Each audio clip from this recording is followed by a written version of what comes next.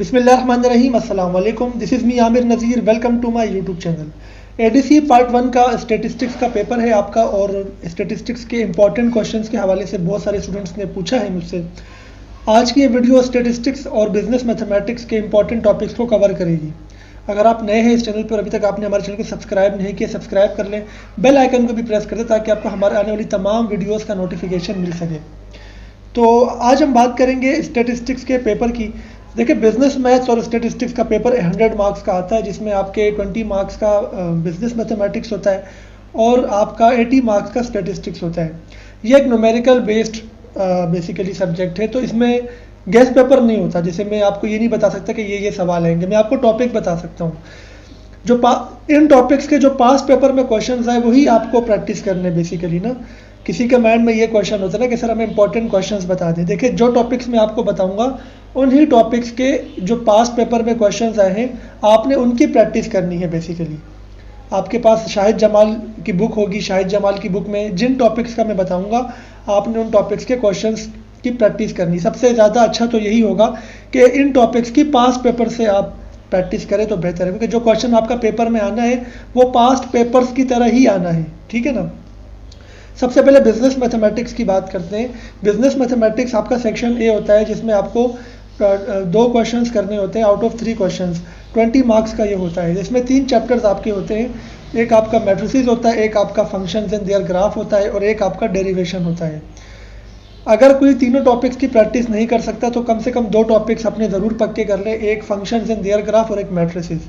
Derivation भी easy है, लेकिन अगर आपको मुश्किल लगती है, वैसे तो तीनों टॉपिक्स आपको आने चाहिए, ठीक है ना।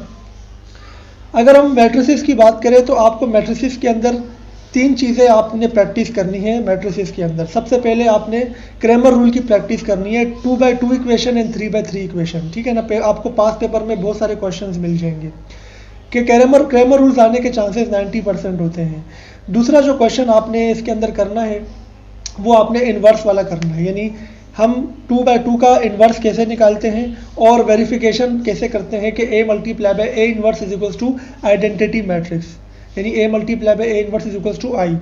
और एक क्वेश्चन आपने इसके अंदर एडिशन, सब्ट्रैक्शन और मल्टीप्लिकेशन का करना है, यानी आपको एडिशन आनी चाहिए, आपको सब्ट्रैक्शन आनी चाहिए मैट्रिसेस की, और मल्टीप्लिकेशन अलॉन्ग विद ट्रांसपोज भी आना चाहिए। अगर आप ये 3 चीज़ें पक्की कर लेते हैं तो आपका मैट्रिसेस का क्वेश्चन हो जाएगा। उसके बाद हम बात करते हैं सेकंड टॉपिक की, जो कि आपका फंक्शंस एंड देयर ग्राफ्स है। उसमें एक क्वेश्चन जो सबसे इंपॉर्टेंट है, जो आता है तकरीबन हर साल, वो है क्वाड्रेटिक इक्वेशन का। इसमें आपको पैराबोला डायग्राम की डायरेक्शन बतानी होती है। अगर x² पॉजिटिव है तो अपवर्ड डायरेक्शन होती है यू शेप में, और अगर x² नेगेटिव होगा आपका क्वेश्चन में तो आपने लिखना है कि डाउनवर्ड डायरेक्शन होगी पैराबोला की, यानी यू को आप इनवर्स शेप में बेसिकली आपने लिखना है कि ये डाउनवर्ड डायरेक्शन में होगा। आपको रूट और वर्टेक्स भी निकालना होता है। क्वाड्रेटिक इक्वेशन में पैराबोला की डायरेक्शन, रूट और वर्टेक्स, ये तीनों एक क्वेश्चन बनकर आता है, ठीक है। सेकंड जो क्वेश्चन होता है वो इक्वेशन ऑफ स्ट्रेट लाइन का होता है। इक्वेशन ऑफ स्ट्रेट लाइन के अंदर 4 तरह के फार्मूलाज होते हैं।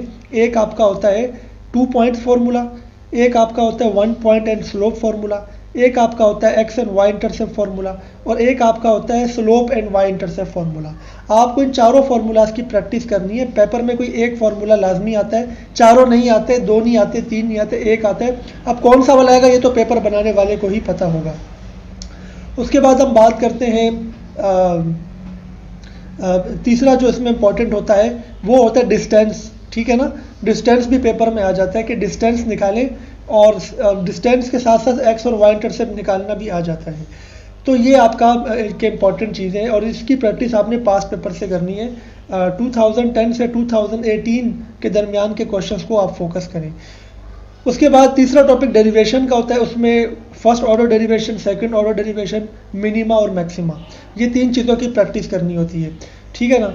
अगर आप डेरिवेशन पे जा रहे हैं तो आपको मिनिमा मैक्सिमा निकालना आना चाहिए, फर्स्ट ऑर्डर डेरिवेशन और सेकंड ऑर्डर डेरिवेशन निकालना आना चाहिए। ये तो आपका सेक्शन ए हो गया। अगर हम सेक्शन बी की बात करते हैं तो उसमें आप अगर चाहते हैं कि सर पूरा सेक्शन बी, वैसे तो इसके अंदर 4 टॉपिक्स होते हैं। एवरेजेस होता है, आपकी जो है वो डिस्पर्जन होता है, यानी आपके वेरिएंस वाला जो टॉपिक है। एक आपका इंडेक्स नंबर होता है, एक आपका रिग्रेशन एंड कोरिलेशन होता है। देखिए मैं आपको एक क्वेश्चन तो पक्का कर लें आप, रिग्रेशन एंड कोरिलेशन का 20 नंबर का, ठीक है ना। इसमें कभी कभी ऐसा होता है कि रिग्रेशन विद कोरिलेशन आ जाता है 20 नंबर का, कभी कभी रिग्रेशन विद इंडेक्स नंबर आ जाता है, लेस्पियर पास्ट्री फिशर वाला। तो आपने रिग्रेशन एंड कोरिलेशन और लेस्पियर पास्ट्री एंड फिशर अगर आप ये कर लेते हैं तो आपका एक क्वेश्चन हो जाएगा आराम से। सेकंड जो क्वेश्चन होता है वो जो अटेम्प्ट करते हैं स्टूडेंट्स, जो आप भी अटेम्प्ट करें, वो है एवरेजेस का। एवरेजेस दो तरह के होते हैं, एक होता है arithmetic mean, geometric mean, harmonic mean, एक होता है मीन, मीडियन एंड मोड। आपने दोनों की प्रैक्टिस करनी है, पेपर में दोनों भी आ सकते हैं और कोई एक तो लाजमी आएगा, और इसके साथ मीन डेविएशन अबाउट मीन भी आ सकता है। और तीसरी चीज़ जो आप इसके अंदर करेंगे वो है coefficient of variation, ungroup data का भी और ग्रुप डेटा का भी। एवरेजेस भी, एवरेजेस तो आनी ही आपकी ग्रुप डेटा की है, और जो कोफिशिएंट ऑफ वेरिएशन है वो अनग्रुप और ग्रुप में से कोई भी एक आ सकता है। ज़्यादा चांस अनग्रुप डेटा का है, लेकिन ग्रुप डेटा भी पेपर में आया हुआ है। तो इस तरीके से आपका सेक्शन भी हो जाएगा। अब हम सेक्शन सी पे चलते हैं। सेक्शन सी में आपके पास बहुत सारे टॉपिक्स हैं। आपके पास परमुटेशंस एंड कॉम्बिनेशंस हैं, आपके पास नॉर्मल प्रोबेबिलिटी डिस्ट्रीब्यूशन है, स्पेशल प्रोबेबिलिटी डिस्ट्रीब्यूशन है, कंटिन्यूस प्रोबेबिलिटी डिस्ट्रीब्यूशन है, हाइपोथेसिस है, इसके अंदर 2 चैप्टर्स होते हैं, एस्टिमेशन है, सैम्पलिंग है, ठीक है ना। 7 से 8 टॉपिक है। देखिए मैं आपको बिल्कुल क्लियर कट बता रहा हूँ, अगर आप चाहते हैं कि सारे टॉपिक मैं ना करूँ तो मैं आपको सिर्फ 3 टॉपिक्स कहता हूँ करने के लिए। अगर आप 3 टॉपिक कर लेंगे तो आपका सेक्शन सी हो जाएगा। एक आप सैम्पलिंग कर लें, एक आप एस्टिमेशन कर लें, एक आप हाइपोथेसिस कर लें, बस। सैम्पलिंग में विद रिप्लेसमेंट विदाउट रिप्लेसमेंट दोनों की प्रैक्टिस कर लें। एस्टिमेशन में सिंगल डेटा और डबल डेटा, यानी सिंगल मीन और डबल मीन दोनों केसेस की प्रैक्टिस कर लें, जेड टेबल की भी और टी टेबल की भी। और हाइपोथेसिस में आपके पास 3 तरह के केसेस होते हैं, एक जेड और टी टेबल का होता है, एक आपके दूसरा आपके पास काई स्क्वायर होता है, गुडनेस ऑफ फिट टेस्ट, और तीसरा होता है कंटिंजेंसी टेबल। हाइपोथेसिस से आपके 20 नंबर आराम से हो जाएंगे। एक आपका जेड एंड टी टेबल से आएगा, एक आपका गुडनेस ऑफ फिट टेस्ट या कंटिंजेंसी टेबल में से कोई एक आएगा, बी पार्ट बन के। तो हाइपोथेसिस एक ऐसा चैप्टर है जिसमें आपके 20 नंबर कवर हो जाते हैं। बाकी के 20 नंबर सैम्पलिंग प्लस एस्टिमेशन करके आ सकता है।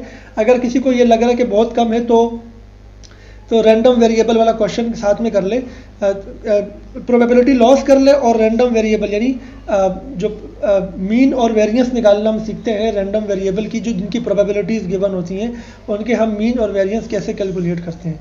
आपका सेक्शन सी हो जाएगा। आपको परमुटेशन कॉम्बिनेशन करने की ज़रूरत नहीं है, आपको स्पेशल और नॉर्मल प्रोबेबिलिटी डिस्ट्रीब्यूशन करने की ज़रूरत नहीं है।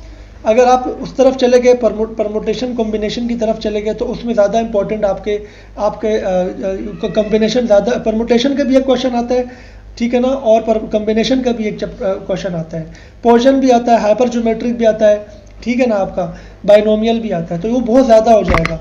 तो मेरा यही सजेशन है आपको कि आप सैम्पलिंग, एस्टिमेशन और हाइपोथेसिस को फोकस करें।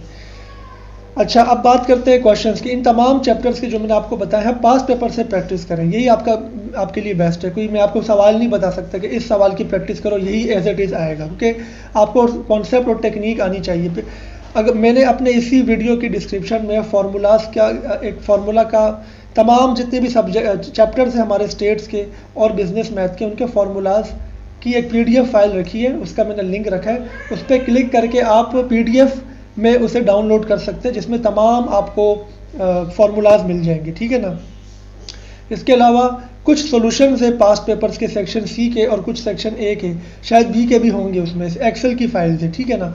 अगर आप वो सॉल्यूशंस देखना चाहते हैं, यानी खुद प्रैक्टिस करें उसकी पहले और उसको मैच करना चाहते हैं आप, तो वो आप मैंने शेयर कर दिए अपने इसी वीडियो की डिस्क्रिप्शन में। एक फ़ोल्डर है, ठीक है ना, सॉल्यूशन फाइल्स फोल्डर के नाम से मैंने उसका डिस्क्रिप्शन लिखा है, उसके नीचे लिंक दिया हुआ है।